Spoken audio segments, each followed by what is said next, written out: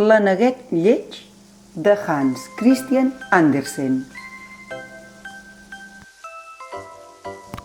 Adaptació Anna Grau. Il·lustracions Irene Bordoi. Editorial Combel. La mare ànega esperava la desclosa dels ous. La paciència va tenir el seu premi i 6 petitons van treure el cap de les closques, tots llevat d'un. Els 6 pollets petits eren de color groc, però l'ou més gros de tots no es trencava. Era un ou gros i gris, diferent dels altres, que semblava que no tingués cap intenció d'obrir-se. Una ànega vella diu que deu ser un ou d'una idiota i que el millor que pot fer és abandonar-lo, però la mare ànega no li fa cap cas i el cova fins que s'obri. L'ànega vella insisteix: mira aquest ou que és gros i gris. Mira en canvi els teus altres aneguets, se'ls veu tan macos i en tan bona salut. Tots s'assemblen a tu. Deixa estar aquest ou i cuida dels teus fillets. Però és que jo encara el covaria una mica més. Ara ja no ve d'un. Fes el que et sembli, doncs, li va dir l'ànega vella empipada i va marxar amb altivesa.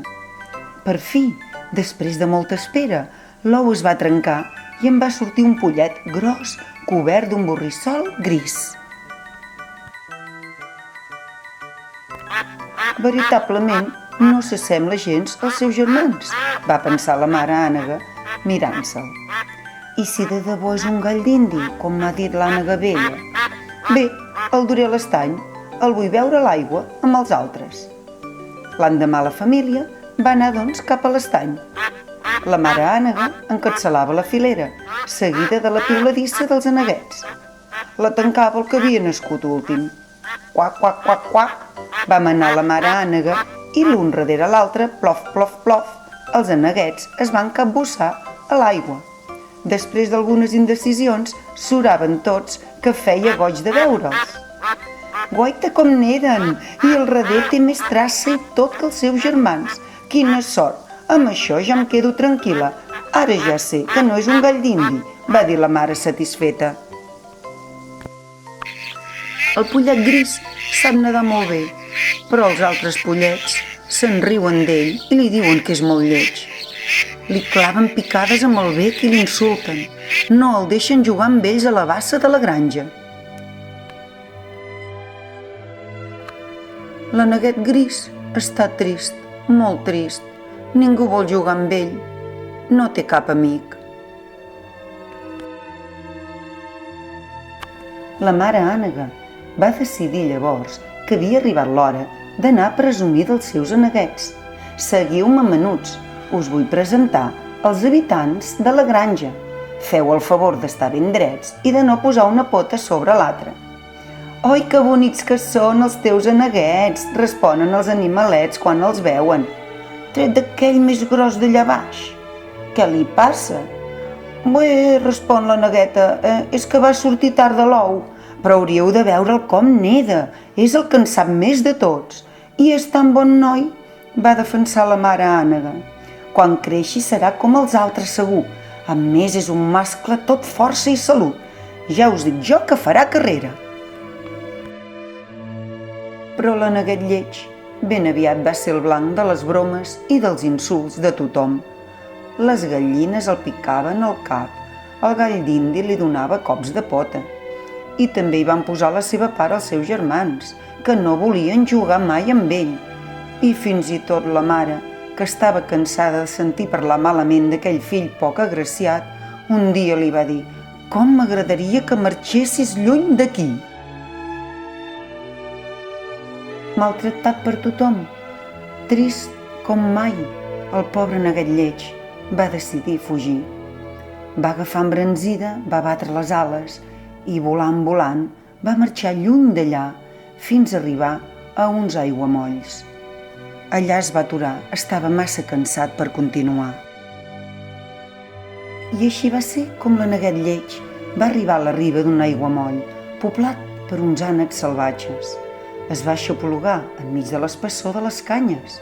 Va quedar-se allà tota la nit sense atrevir-se a sortir. L'endemà va ser el rau-rau de la gana que el va obligar a sortir del seu amagatall. Va ser llavors com les ànegues el van veure. Encuriosides, van fer una rotllana al seu voltant. L'Aneguet els va saludar. «Vaja, ets ben lleget, però si vols pots quedar-te aquí», va dir una de les ànegues en nom de totes. L'Aneguet no tenia pas cap més lloc on anar.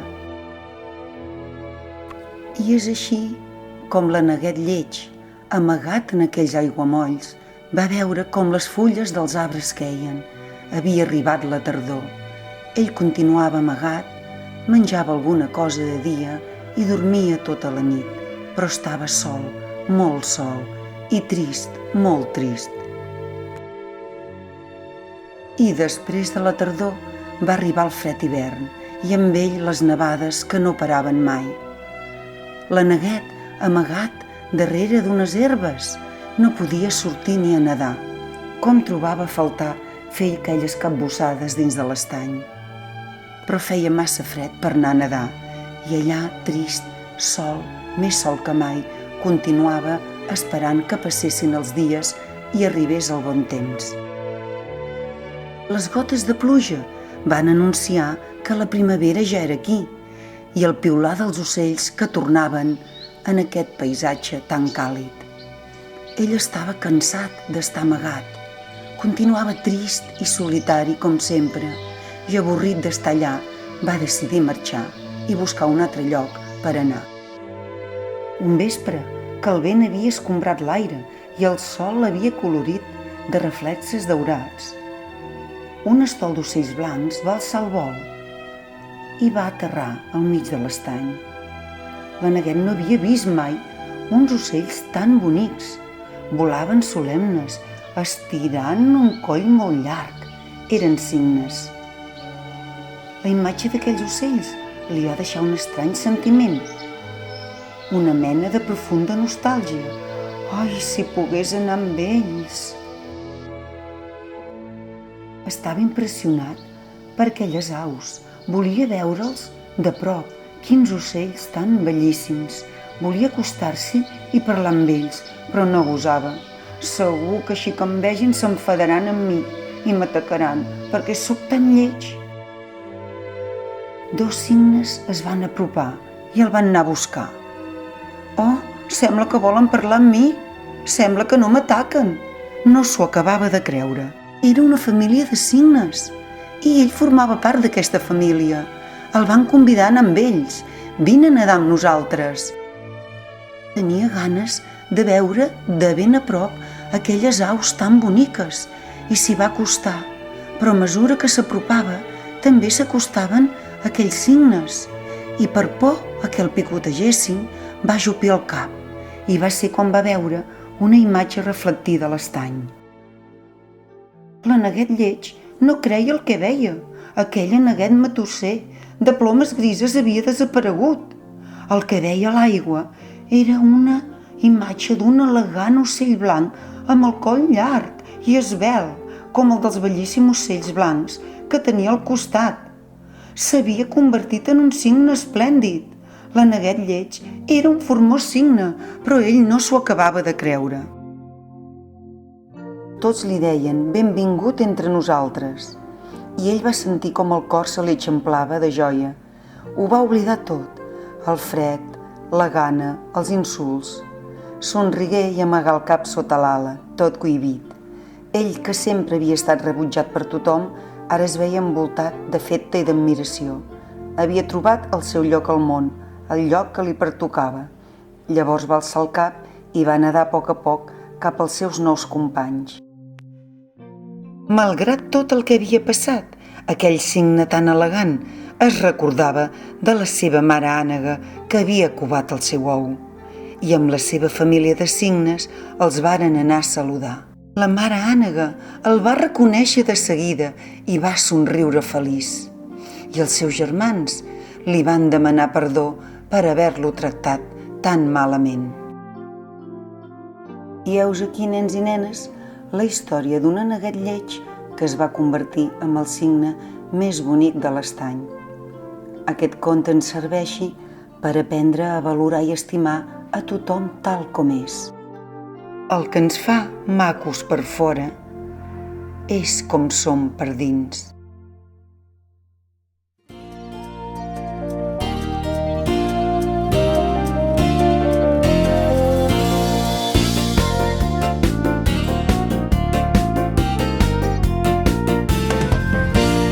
Mireu els meus ànecs, fan un capbussó, el capet dins l'aigua no tenen cap por, el capet dins l'aigua no tenen cap por.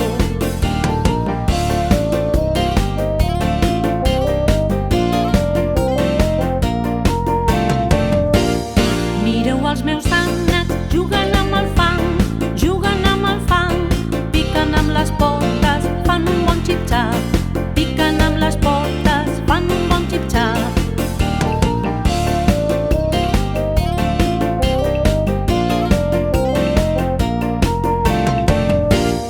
Mireu els meus ànecs, corren sobre el prat, busquen entre l'herba, s'han ben atipat, busquen entre l'herba, s'han ben atipat. Mireu els meus ànecs, dormen al paller, el cap sota l'ala, noi que s'hi està bé, el cap sota l'ala, noi que s'hi està bé. Mireu els meus ànecs, fan un capbussó, el capet dins l'aigua no tenen cap por, el capet dins l'aigua no tenen cap por.